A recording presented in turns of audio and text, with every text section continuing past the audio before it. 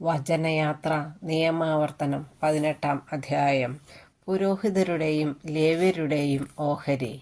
പുരോഹിത ഗോത്രമായ ലേവിക്ക് ഇസ്രായേലിൻ്റെ മറ്റു ഗോത്രങ്ങളെപ്പോലെ ഓഹരിയും അവകാശവും ഉണ്ടായിരിക്കുകയില്ല. കർത്താവിൻ്റെ ദഹനബലികളും അവിടുത്തെ അവകാശങ്ങളുമായിരിക്കും അവരുടെ ഓഹരി. സഹോദരന്മാർക്കിടയിൽ അവർക്ക് ഓഹരി ഉണ്ടായിരിക്കുകയില്ല. കർത്താവ് അരുളിച്ചെയ്തിട്ടുള്ളതുപോലെ അവിടുന്നായിരിക്കും അവരുടെ ഓഹരി. ബലിയർപ്പിക്കുന്ന ജനത്തിൽ നിന്ന് പുരോഹിതന്മാർക്കുള്ള വിഹിതം ഇതായിരിക്കും. ബലി കഴിക്കുന്ന കാളയുടെയും ആടിൻ്റെയും കൈക്കുറകുകൾ, കവിൾത്തടങ്ങൾ, ഉദരഭാഗം ഇവ പുരോഹിതർ നൽകണം.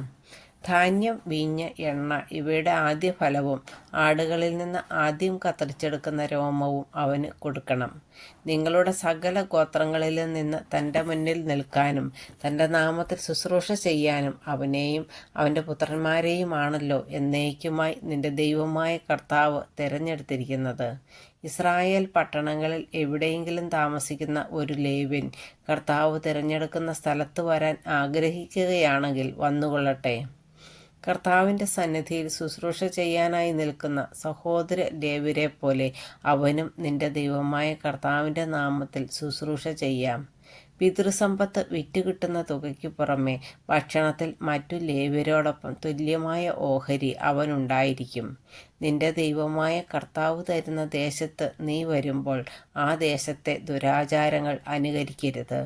മകനെയോ മകളെയോ ഹോമിക്കുന്നവൻ, പ്രാശ്നികൻ, ലക്ഷണം പറയുന്നവൻ, ആഭിചാരക്കാരൻ, മന്ത്രവാദി, വെളിച്ചപ്പാട് ക്ഷുദ്രക്കാരൻ, മൃതസന്ദേശ വിദ്യക്കാരൻ എന്നിവരാരും നിങ്ങൾക്കിടയിൽ ഉണ്ടായിരിക്കരുത്. ഇത്തരക്കാർ കർത്താവിന് നിന്ദ്യരാണ്. അവരുടെ ഈ മ്ലേച്ഛപ്രവൃത്തികൾ നിമിത്തമാണ് അവിടുന്ന് അവരെ നിങ്ങളുടെ മുൻപിൽ നിന്ന് നിഷ്കാസനം ചെയ്യുന്നത്. നിന്റെ ദൈവമായ കർത്താവിൻ്റെ മുൻപിൽ നീ കുറ്റമറ്റവനായിരിക്കണം. മോശയെപ്പോലെ ഒരു പ്രവാചകൻ. നീ കീഴടക്കാൻ പോകുന്ന ജനതകൾ ജ്യോത്സ്യരെയും പ്രാശ്നികരെയും ശ്രവിച്ചിരുന്നു. എന്നാൽ നിന്റെ ദൈവമായ കർത്താവ് നിന്നെ അതിനനുവദിച്ചിട്ടില്ല. നിന്റെ ദൈവമായ കർത്താവ് നിന്റെ സഹോദരങ്ങളുടെ ഇടയിൽ നിന്ന് എന്നെപ്പോലെയുള്ള ഒരു പ്രവാചകനെ നിനക്ക് വേണ്ടി അയക്കും. അവൻ്റെ വാക്കാണ് നീ ശ്രവിക്കേണ്ടത്.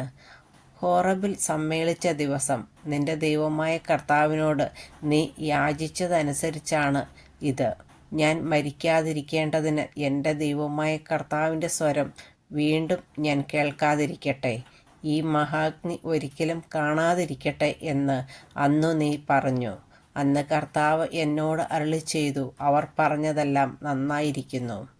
അവരുടെ സഹോദരന്മാരുടെ ഇടയിൽ നിന്ന് നിന്നെപ്പോലുള്ള ഒരു പ്രവാചകനെ ഞാൻ അവർക്ക് വേണ്ടി അയക്കും. എൻ്റെ വാക്കുകൾ ഞാൻ അവൻ്റെ നാവിൽ നിക്ഷേപിക്കും. ഞാൻ കൽപ്പിക്കുന്നതെല്ലാം അവൻ അവരോട് പറയും. എൻ്റെ നാമത്തിൽ അവൻ പറയുന്ന എൻ്റെ വാക്കുകൾ ശ്രവിക്കാത്തവരോട് ഞാൻ തന്നെ പ്രതികാരം ചെയ്യും. എന്നാൽ ഒരു പ്രവാചകൻ ഞാൻ കൽപ്പിക്കാത്ത കാര്യം എൻ്റെ നാമത്തിൽ പറയുകയോ അന്യദേവന്മാരുടെ നാമത്തിൽ സംസാരിക്കുകയോ ചെയ്താൽ ആ പ്രവാചകൻ വധിക്കപ്പെടണം. കർത്താവ് അരുളി ചെയ്യാത്തതാണ് ഒരു പ്രവാചകൻ്റെ വാക്കെന്ന് ഞാൻ എങ്ങനെ അറിയും എന്ന് നീ മനസ്സാ ചോദിച്ചേക്കാം. ഒരു പ്രവാചകൻ കർത്താവിൻ്റെ നാമത്തിൽ സംസാരിച്ചിട്ട് അത് സംഭവിക്കാതിരിക്കുകയോ സഫലമാകാതിരിക്കുകയോ ചെയ്താൽ ആ വാക്ക് കർത്താവ് അരുളി ചെയ്തിട്ടുള്ളതല്ല. ആ പ്രവാചകൻ അവിവേകത്തോടെ സ്വയം സംസാരിച്ചതാണ്. നീ അവനെ ഭയപ്പെടേണ്ട.